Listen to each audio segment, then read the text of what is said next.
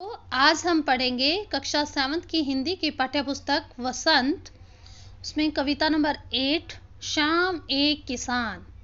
शाम कहने का क्या मतलब है? शाम का यहाँ इवनिंग का जो टाइम है, उस समय एक किसान अपने खेत में या पर्वतों के पास बैठा है।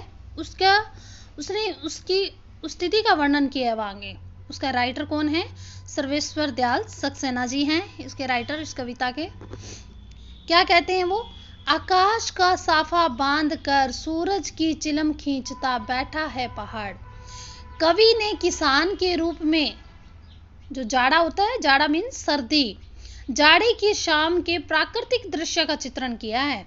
ये जो पिक्चर हमें दिखाई दे रही है, यहाँ एक किसान बैठा है नहीं, वो दिखाई दे रहा है किस प्रकार से। पर्वत इस तरीके से प्रकृति के अंदर हैं कि वो कवि ने उस पर्वतों के ऊपर ऐसे लगा जैसे कवि को, जैसे कोई किसान बैठा है अपने खेतों की रखवाली कर रहा है।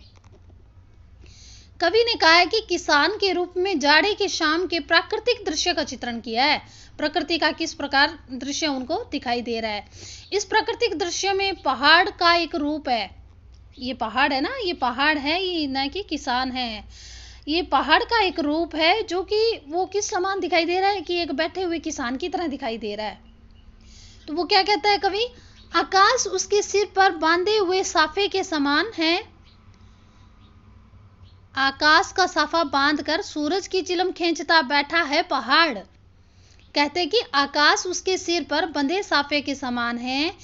पहाड़ के नीचे घुटनों पर पड़ी है नदी चादर सी, पास ही दहक रही है। दहक यानी जैसे आग जलती होती है ना, उस तरह लपटें निकल रही है उसके अंदर से।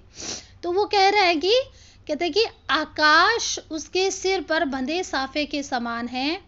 पहाड़ के नीचे बहती हुई नदी घुटनों पर रखी चादर सी किसके समान लग रही है? पलास के जंगल की अंगीठी अंधकार दूर पूर्व में सिमटा बैठा भेड़ों के गल्ले सा। कहते हैं कि आकाश उसके सिर पर बंधे साफे के समान।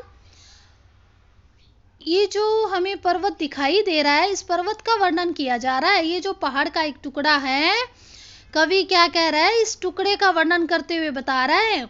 कहता है कि प्रकृति में ये पत्थर के टुकड़े, ये पहाड़ इस तरह दिखाई दे रहे हैं जैसा कि एक किसान बैठा हुआ है। और वो किसान किस प्रकार लग रहा है? कहते हैं कि उसके सिर पर तो ऐसे लगता है कि आकाश ने आकाश जो सफेद बादलों से ढका हुआ है, उसको ऐसे देखकर ऐसे लगता है कि इसका सफेद साफा बांधा हुआ है। और क्या है? कहते हैं कि पहाड़ के नीचे एक नदी बह रही है। ये नदी जाती हुई दिखाई दे रही है आपको। पहाड़ के नीचे एक नदी बह रही है और घुटनों पर एक रखी चादर, ऐसे लग रहा है घुटनों के ऊपर ये चादर रख रखी है, जो किसके समान है?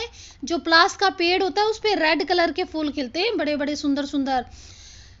कि घुटनों पर रखी चादर सी पलास के पेड़ों पर खिले फूल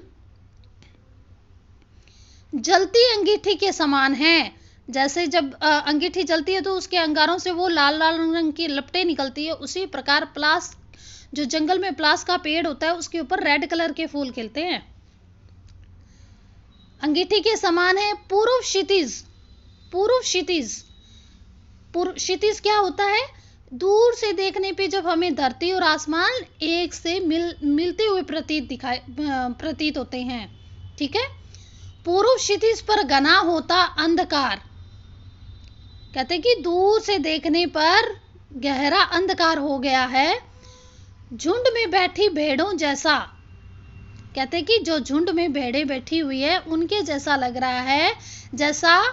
और पश्चिम दिशा में डूबता सूरज चिलम पर सुलगती आग की भांति दिखाई दे रहा है। कवि का कहने का क्या अभिप्राय है? कहते कि ये पर्वत मान लो ऐसे लगता है जैसे कि आकाश ने साफा बांध लिया हो, और जो पहाड़ के नीचे से नदी बह रही है वो घुटनों पर ऐसे लगती है चादर सी रखी हुई है।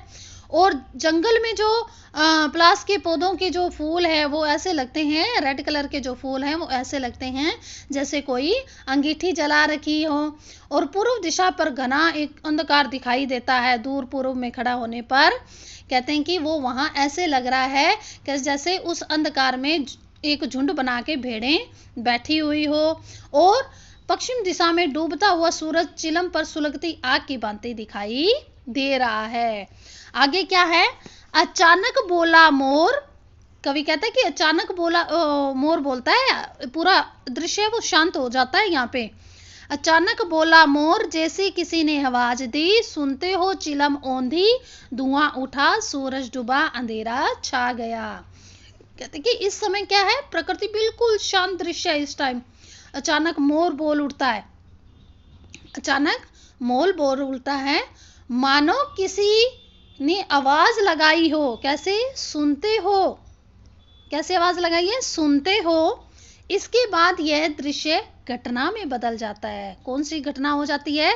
कि सूरज डूबने लगता है।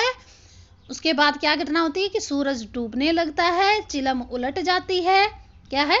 धुआं उठा, चिलम औंधी, औंधी माने उलट जाना, कि चिलम उलट जाती है, धुआं उठता है और सूरज डूबने लगता है और शाम ढल जाती है और अंधेरा छा जाता है। एक ही प्रकृति का चित्रण किया है।